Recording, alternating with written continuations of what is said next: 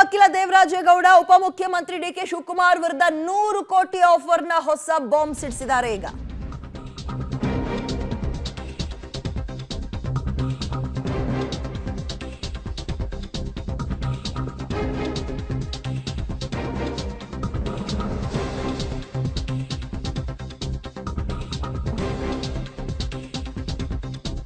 HDK ಮೇಲೆ ಆರೋಪ ಹೊರಿಸೋಕೆ offer ಕೊಟ್ರ ಡಿಕೆ ಶಿವಕುಮಾರ್. ಹಾಗಾದ್ರೆ ಈ ದೇವರಾಜೇಗೌಡ ಮಾಡ್ತಾ ಇರೋ ಆರೋಪ ನಿಜನಾ?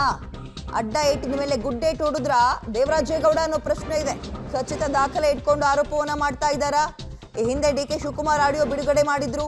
ಇದೀಗ ಡಿಕೆ ಶಿ ವಿರುದ್ಧ 100 ಕೋಟಿ ಆಫರ್ ಬಾಂಬ್ ಸಿಡಿಸಿದ್ದಾರೆ. ಅಂದ್ರೆ 100 ಕೋಟಿ ಆಫರ್ ಕೊಟ್ಟಿದ್ರು, ಅದ್ರಲ್ಲಿ 5 ಕೋಟಿ ಅಡ್ವಾನ್ಸ್ ಕೂಡ ಕೊಟ್ಟಿದ್ದಾರೆ. ಅವ್ರು ಹೇಳಿದ್ದೇನು, ಕೇಂದ್ರದಲ್ಲಿ ಮೋದಿ, ರಾಜ್ಯದಲ್ಲಿ HDK ಅವ್ರ ಮೇಲೆ ಹೆಸರು ಕೆಡಿಸ್ಬೇಕು ಅನ್ನೋ ಹುನ್ನಾರ ಅವ್ರದಿದೆ.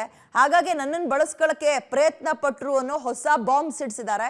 ಇದರ ನಡುವಲ್ಲೇ ಆಲ್ರೆಡಿ 2 ಸಲ ಆಡಿಯೋ ತುಣುಕನ್ನ ರಿಲೀಸ್ ಮಾಡೋದ್ರ ಮುಖಾಂತರ ಡಿಕೆ ಜೊತೆ ನನ್ನ ಕಾನ್ವರ್ಸೇಷನ್ ಆಗಿದೆ ಅನ್ನುವಂಥದ್ದನ್ನ ಕನ್ಫರ್ಮ್ ಮಾಡಿದ್ರು. ಡಿಕೆ ಶಿವಕುಮಾರ್ ಅವರು ನನ್ನನ್ನು ಕರೆಸಿ ಮಾತನಾಡಿದ್ರಲ್ಲಿ, ನೀನು HD ಕುಮಾರಸ್ವಾಮಿ ಮೇಲೆ ಹೇಳು, ಪೆನ್ ಡ್ರೈವ್ನ ಕುಮಾರಸ್ವಾಮಿ ಹಂಚೇರಿ ಅಂತ ಹೇಳಿದರೆ ನೀವು ಏನು ಸಮಸ್ಯೆ ಆಗಲ್ಲ, ನಾನು ಸೆಕ್ಯೂರ್ ಮಾಡ್ತೀನಿ ಅಂತ ಹೇಳಿದರು. ದೊಡ್ಡ ಮಟ್ಟದ ಹಣದ ಆಫರ್ ಕೊಟ್ಟರು. ಅಲ್ಲಿ ಇದನ್ನೆಲ್ಲ ಹೆಚ್ಚು ಕಡಿಮೆ ಕಾರ್ತಿಕ್ನಿಂದ ಸಂಪೂರ್ಣ ಮಾಹಿತಿನ ಪಡ್ಕೊಂಡಿರೋದು. ಕಾರ್ತಿಕ್ ಪೆಂಡಲ್ ತರಿಸ್ಕೊಂಡು ಪೆಂಡಲ್ ರೆಡಿ ಮಾಡಿದೆ ಡಿಕೆ ಶಿವಕುಮಾರ್.